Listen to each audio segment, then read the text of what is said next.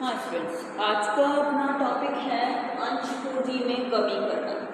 कई बार कंपनी के पास ऐसी स्थिति आती है कि उसके पास अत्यधिक पूंजी एकत्रित हो जाती है। ठीक है, तो वो सोचती है कि मैं अपनी अंश पूंजी में कमी कर लूँ ताकि मैं अपने भविष्य के दायित्व को भी कम कर लूँ। ठीक है, तो ये एक उद्देश्य आता है, ये एक क्वेश्चन हमारा अंश पूंजी वाले आता है चैप्टर में, और ये हमारे सेकेंड ईयर का पार्ट है अंश पूंजी में कमी करना। तो आपके पास कई बार क्वेश्चन आ जाता है अंश पूंजी किसे कहते हैं, और साथ में प्रश्न आ जाता है कि अंश पूंजी में कंपनी कमी किस प्रकार कर सकती है और कौन सी कंपनियां कर सकती है। तो सबसे पहले तो ये समझो कि कौन सी कंपनियां अंश पूंजी में कमी कर सकती है। ये बात जाहिर सी है कि जिस कंपनी में अंश होगा वही अंश पूंजी में कमी करेगी। ठीक है, तो कौन सी कंपनी अंश पूंजी में कमी कर सकती है? पहला, अंशों द्वारा सीमित कंपनी लिमिटेड बाय शेयर्स। जो कंपनी शेयर से लिमिटेड है वही अपनी अंश पूंजी में कमी कर सकती है। और एक होता है गारंटी द्वारा सीमित कंपनी जिसकी अंश पूंजी हो। ओके, ऐसी limited company, limited by guarantee company जिसकी अपनी शेयर कैपिटल भी हो। Okay, limited by shares, limited by guarantee, but उसकी अपनी शेयर कैपिटल भी होनी चाहिए। ऑफकोर्स है कि शेयर कैपिटल को वही कम कर सकता है जिसकी अपनी शेयर कैपिटल हो। तो ये दो टाइप की कंपनियां हैं, ये टू टाइप्स की कंपनियां हैं जो अपनी अंश पूंजी में कमी कर सकती है।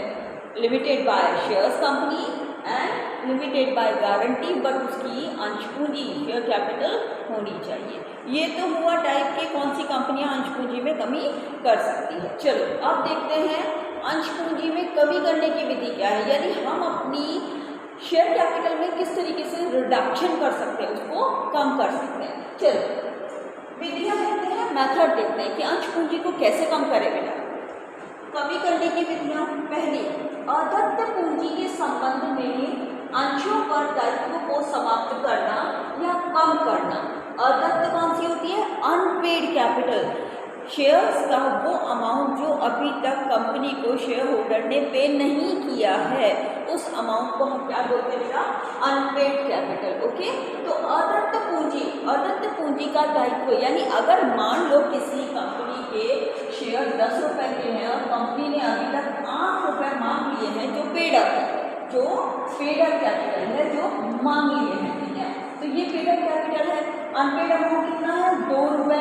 अब ये 2 रुपए अगर कंपनी मना कर दे, यानी उस दायित्व को, उस लायबिलिटी को शेयर होल्डर्स की कैंसिल कर दे, मना कर दे और शेयर्स को फुल्ली पेड मान ले, तो ऐसी कंडीशन में कंपनी के पास ये 2 रुपए वाले शेयर जो अमाउंट आता वो नहीं आएगा और अंश पूंजी अपने आप ही कम हो जाएगी। ठीक है, आपको मैं पढ़ के सुनाती हूँ। देखिए, कंपनी अपने 10 रुपए के अंकित मूल्य वाले अंशों पर 8 रुपए पेड अप है। ठीक है, इस कंपनी की अदत्त पूंजी 2 रुपए, यानी अनपेड अमाउंट कितना है?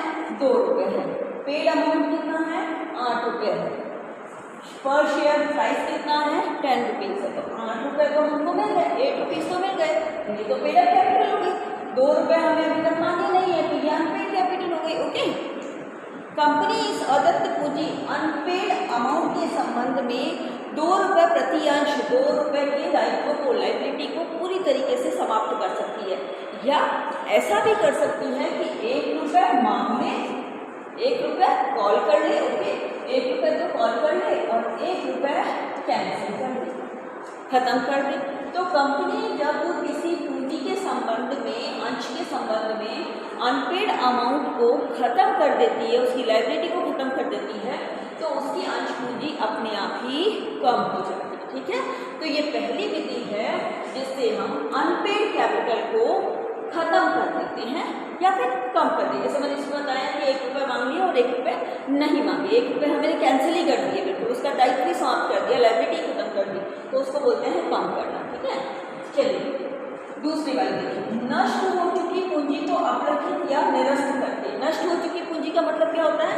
देखिए, कंपनी की जितनी भी शेयर कैपिटल है, पूरी पूंजी है, शेयर कैपिटल है, उस कैपिटल में इन्वेस्ट जब कंपनी करती है तो कंपनी को कई बार बहुत बड़ा घाटा हो जाता है। ठीक है, और घाटा होने के कारण कंपनी उस घाटे को दिखाने के लिए कोई संपत्ति नहीं बचती, यानी उस पूरी शेयर कैपिटल में से जो शेयर कैपिटल हमारी पूरी तरीके से लॉस हो चुकी है, खत्म हो चुकी है। ठीक है, मान लीजिए हमारी अंश पूंजी का 70% हिस्सा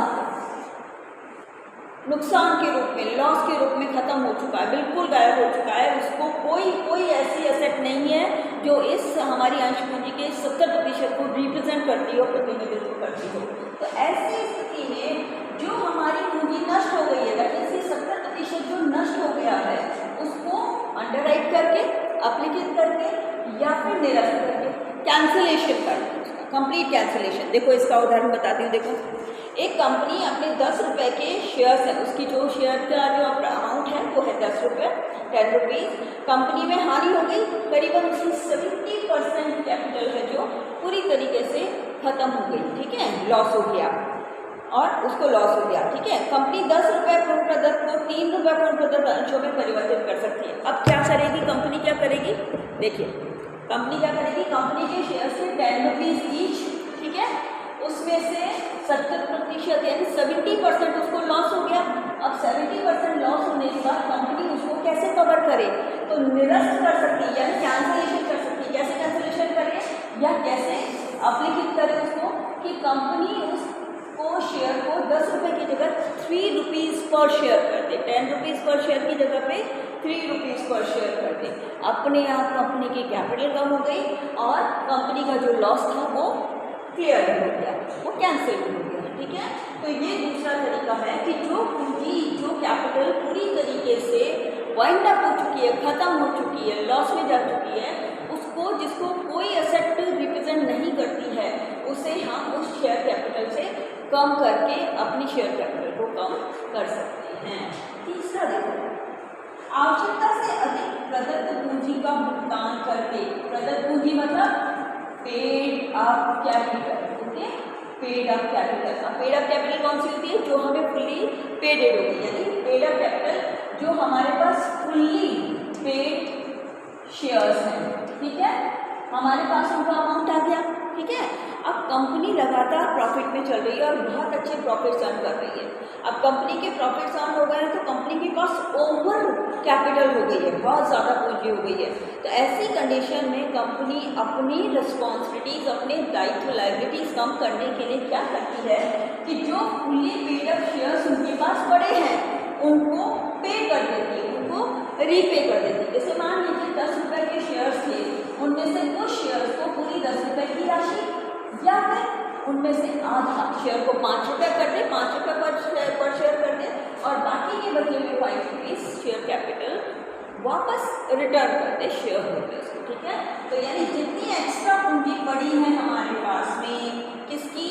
fully paid up share capital की, उस कैपिटल को वापस रीपे करके, शेयर होल्डर्स को वापस रीपे करके। तो 10 रुपये का अगर शेयर है, 10 रुपीज़ का अगर शेयर है, तो या तो उसे कंप्लीट पेमेंट कर दो, तो शेयर होल्डर्स को पेमेंट कर दो, तो आपकी जो शेयर कैपिटल है वो कम हो जाएगी, या फिर आप उसके अमाउंट कम कर दो। तो जैसे आपने 5 रुपीज़ पर शेयर कर दिया और बाकी के बचे हुए 5 रुपीज़ का पेमेंट कर दिया अंशधारियों को, ठीक है, शेयर होल्डर्स को, तो इससे आपकी पूंजी कम हो जाएगी, अंश पूंजी कम हो जाएगी। तो ये 3 मेथड हैं, तरीके हैं हमारी अंश पूंजी में कमी करने की, कि हम किस तरीके से अपनी अंश पूंजी को कम कर सकते हैं। ये तभी होता है जब ज़रूरत से ज़्यादा लॉसेस हो जाते हैं कंपनी को, और लॉसेस होने के कारण कोई भी असेट ऐसी नहीं होती जो हमारी लॉस हुई भी शेयर कैपिटल को रिप्रेजेंट कर रही हो। तो ऐसी कंडीशन में जो लॉस वाला पोर्शन है पूंजी का, जो पूरी तरीके से आपकी कंपनी से खत्म हो चुका है, उसे अंडरराइट करने के लिए, रिटर्न ऑफ करने के लिए हम इस तरीके के स्टेप लेते हैं, अंश पूंजी में कमी करते हैं। यहाँ हमारे पास फुल्ली पेड अप शेयर्स हैं, उनको रिटर्न करके, उनको उनकी पूंजी वापस लौटा करके भी हम अपने अंश पूंजी में कमी कर सकते हैं।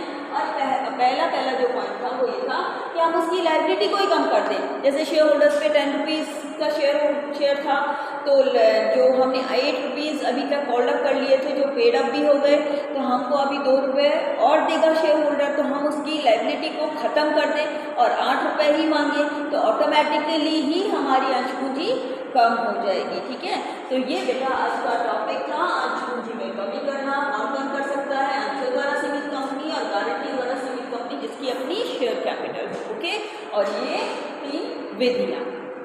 होप करती हूँ आपको समझ आ गया होगा। अगर कोई भी डाउट है तो आप मुझे कमेंट बॉक्स में भेज सकते हैं।